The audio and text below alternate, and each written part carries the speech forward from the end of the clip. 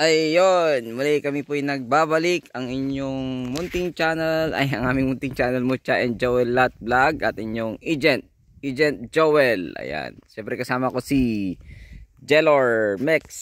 Mix Vlog ba o Lat Vlog na bro?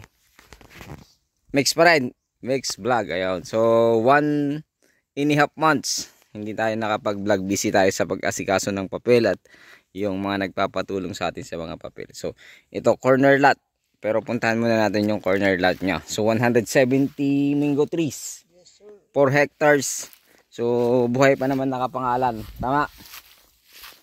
Bro, buhay nakapangalan.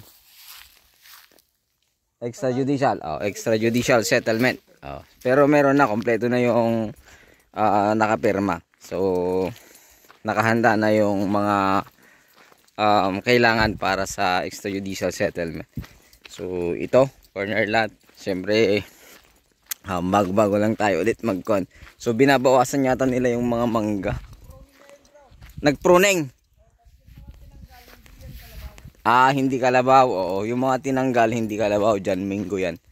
O pruning na. So mayroon din siyang tanim na siniguelas. Ayan, so puntahan natin yung corner lot. Nauna yung mga bago naming kasama. Ayan, sumama lang yan, napasama. Dahil may pinuntahan kami, dinaanan na namin. Yung misis ko yung nakaputi, tsaka misis ni Jelor yung naka blue. Ayan. So ulitin ko, ito ay 4 hectares extrajudicial settlement. Siyempre patay na yung nakapangalan. Tapos ito po ay may sukat na 4 hectares 170 mango trees na pagitnaan dun ng mamaya ng tawag doon, daan. Tapos ito yung corner lot nya, pinuntahan natin. Ayan, nagbabato ng mangga, kitang kita yung mga misis namin.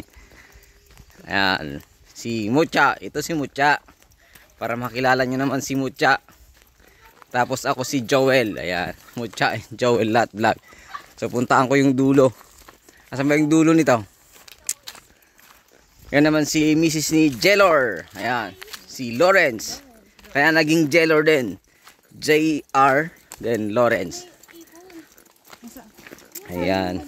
So 170 mango trees, kalabaw. Hindi po binilang yung mga pruning na hindi kalabaw or hindi native na mangga. So ang haba pala nitong frontage nito ay yung frontage ng corner lot nya. Napakahaba. Siguro nasa 60 meters frontage.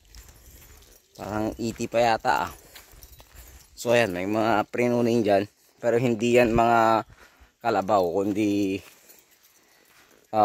matawag doon, Indian mango. Pero yung 170 buo pa rin yun, hindi yun binawasan na mango trees. Sa ngayon hindi pa yata na-sprayhan to. Pero may mga bulaklak. Ang pag-i-spray kasi nila pag magulang na yung dahon, tsaka sila nag-i-spray. Hindi nakasali dito sa left now. Dito lang sa kaliwa.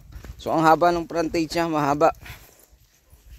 Baka mas mahaba to kaysa dun sa isa, ay dun sa mismong tsaka from sa National Highway nasa 0.6 lang, 0.6. So ibig sabihin, chinek ko sa sasakyan, 0.6 nasa 600 meters. O sabihin na natin 800 meters from National Highway Pangasinan Nueva Ecija Road. Ayan. So bayan ito pala ng Quiapo, Nueva Ecija.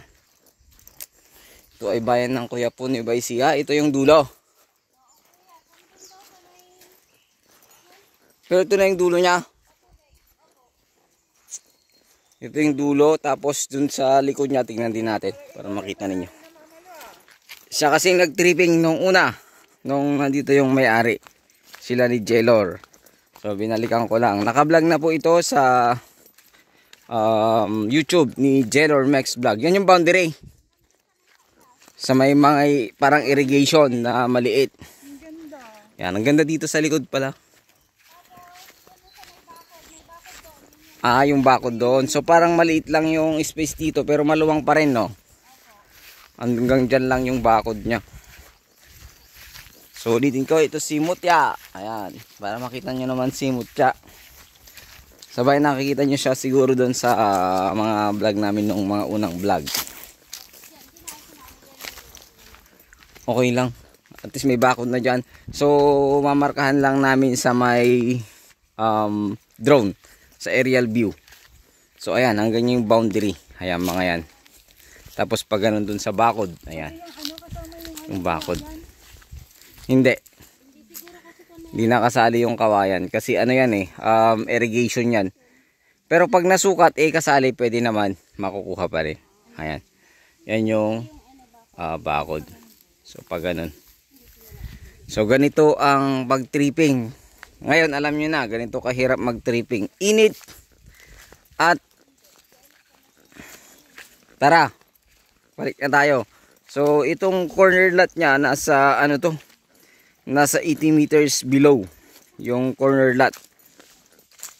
So napakaganda po ito gawing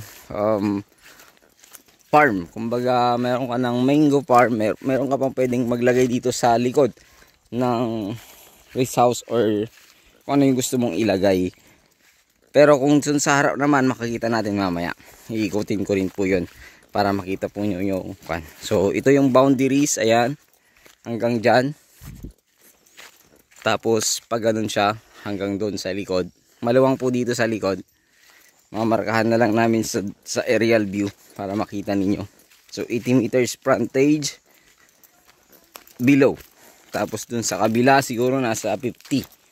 Alam ko nasa 50 yon. 50 meters up. Ayun, 50 meters up yon. Ang haba pala nito. Dito sa kanan, hindi na pwede. Hindi na sa kanila. Dito lang. So sa ngayon may mga maliliit na ay konti-konting bunga yung mangga.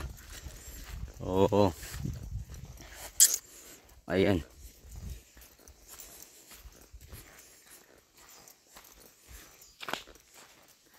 Okay, ulitin ko. Ito ay bayan ng Kuya po ni Baisiha. Mayroong sukat na 4 hectares. Mayroong 170 mango trees. Ayan. Ayan, 170 mango trees. Rough road. From National Road ito, nasa 800 meters below. Kasi yung sukat ko kanina is 0.6. Pero hanggang dito siguro sa likod, yun, nasa 800 meters. Yung layo sa National Road. Pangasinan ni Baisiha Road. So ulitin ko, ito rin po ay extrajudicial settlement. Patay po ang nakapangalan sa ating titulo.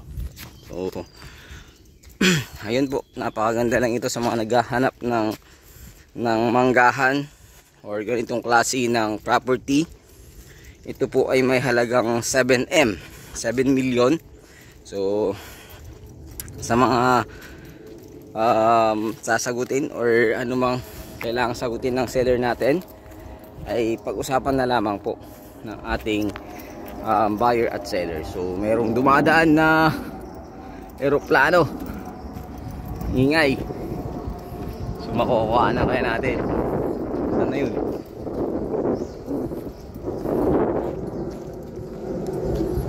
Yun. Saan ka na? May eroplano. Hindi ko na. Ang ingay, hindi naman nakita.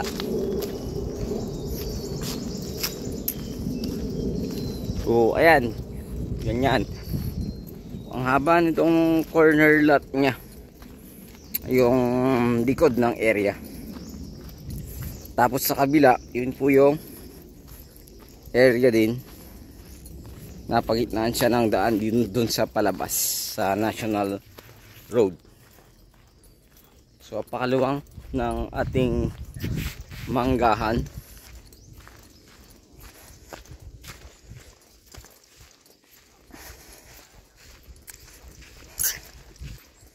So ito yung first day ng vlog namin ngayong 2024, kung hindi ako nagkakamali. Ngayon yung first vlog namin ng 2024. Meron akong na-i-upload ng January at hindi ko alam kung meron, pero ano yun, Hindi ko sure kung meron pala.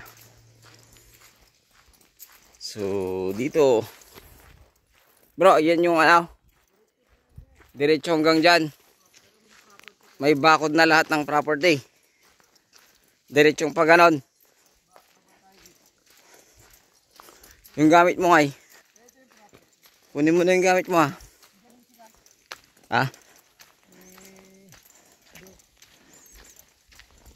Baka maiwanan ng kasama. Ayan, ito si Jelor. Siya kasi unang nag-tripping rito eh. May dating bahay dyan. Yan. Oo, nakita ko kanina eh. Dating may bahay. Tapos dito, kasali pa rin. So markahan mo na lang sa drone, no? Kung nakakaalam nung dulo niya eh. Piniprepare na to para sa ano, spray, kaya nagtanggal yung... Okay, kasi magugulang na yung dahon. So i-sprayan na to sa susunod na mga araw. Oh, may bunga yung pinya oh. May pinya pala dyan. Hindi pa, maliit pa lang. Hindi pa pwede. Sa property to, pero... Oo, sa property ito. rin na daan kasi yun, Oo, parang donation. parang bigayan to. Hanggang Road right of way, kumbaga. Oo. Kaya nagkaroon sila ng mga daan dito kasi kanya-kanyang donate ng property. Kuryente ilang metro na? 2 to 300 meters yung kuryente. So napakalapit na lang. Ilang ano to? Nasa 50 rin no? 70. Tapos dun 80 below. Ayan. Sakop na dyan. Yan yung dating bahay no? Yan yung dating bahay. Makikita nyo. Oh, magandang gawing resort. Ito yung dulo. So may muhon. So kung makikita nyo, yan yung, ito yung binigay na daan. Bawat isa. Lahat ng properties ganyang kaluwang. So nasa 4 meters siya ata no? 4 to 5 meters. So ayan yung muhon. Muhon. Tapos pag ganun pa. Padiretso. Padiretsong ganun. So napaka ganda rin itong property na ito. Maganda siyang gawin talagang bahay bakasyunan. Kasi nasa 800 meters lang. Gusto mo tahimik na lugar, pwede rito. 800 meters. Pero hanggang dito sa umpisa bro, 600 hanggang dyan. Yung ano, 0.6 lang sa sasakyan eh. So 600 lang. Baka hanggang dun sa dulo. Sige, pasukin natin yung loob para makita nila. Pero puro mangga lang din no. May palayan ba siya? May acacia, star apple. Pero pwede nang tanggalin yung mga yan eh. Para lumuwag-luwag yung ano ng mga mangga. 7 million to bro. Pag-usapan nila yung CGTO, sagot na nila. Pag-usapan. Oh. Usually sagot nila pero madaling nyo na lang pag-usapan yun. Mga sir, mga madam. Ayan yung boundary. So makikita nyo may mga boundaries na talaga yung yung property. May mga bakod na. So maganda dyan. Okay, tapusin nyo yung video para makita nyo yung kahit konting pahapyaw na details ng lupa. So namiss naming mag-video. Namiss naming mag-vlog. Kaya ang haba na ng video namin. Pero panuorin nyo kasi napakaganda nito. Ayan, maluwag dyan sa likod. Parang may palayan din siyang kundi ah. Ay, hanggang dyan na lang. Sa may mangga. Okay, hanggang dyan na lang kasi may bakod na dyan. Ayan, bakod. Yung end ng mga konden. Mangga. May labasan ba tayo dyan? Wala. Balik na tayo.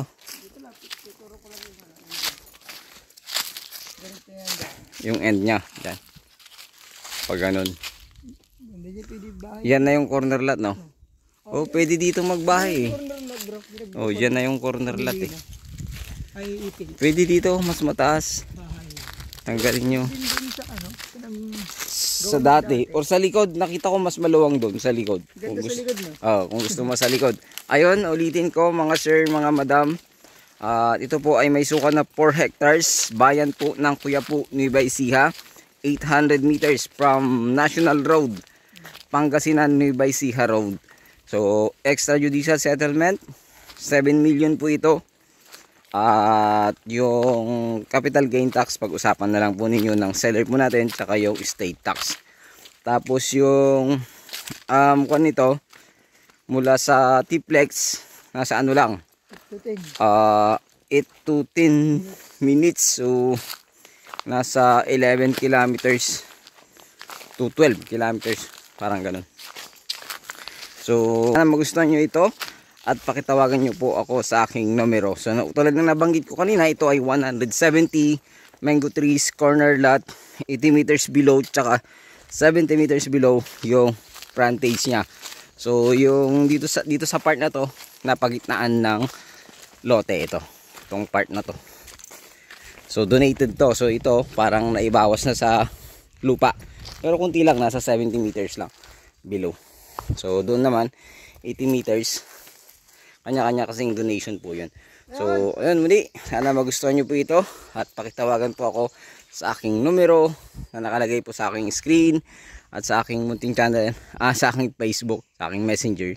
So, ayun muli. Maraming salamat. God bless you all.